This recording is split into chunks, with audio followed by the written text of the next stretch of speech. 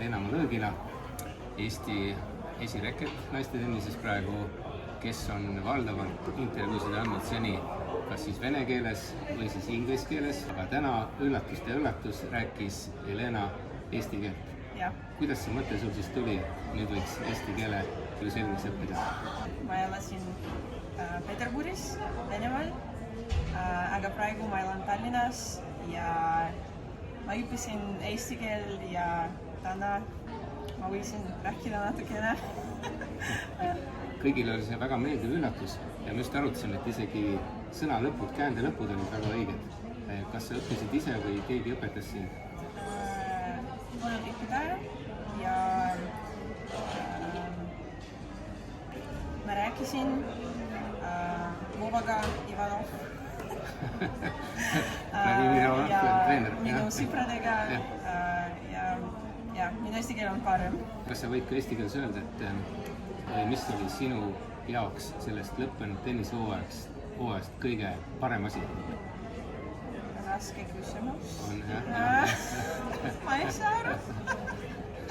Mis oli sinu kõige parem hetk tennises?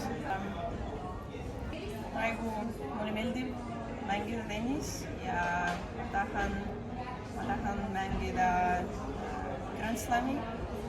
Hea mõte. Mis oleks järgmise aasta põhiline eesmärk? Ma tahan mängida suurturniirid,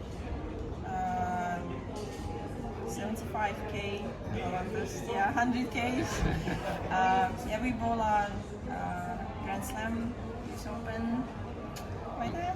Grand Slamist sinu edetabeli koht on praegu 400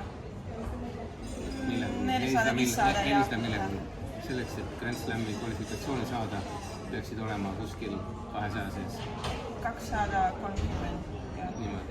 Mida sa peaksid oma mängust kõige rohkem veel parandama? Ma ei tea, mulle meeldib, nagu ma mängin praegu.